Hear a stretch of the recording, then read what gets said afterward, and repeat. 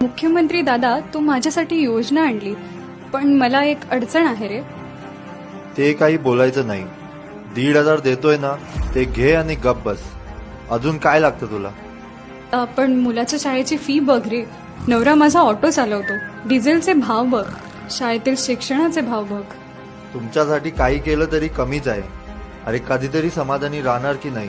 तसं नाही रे दादा, पण वाढती महागाई जगू देत नाही आणि तुझे 1,500 रुपये मरू देत नाही. मग काय पाहिजे तुला? माझ्या मुलाला चांगलं आणि कमी दरातील शिक्षण पाहिजे. देशील का?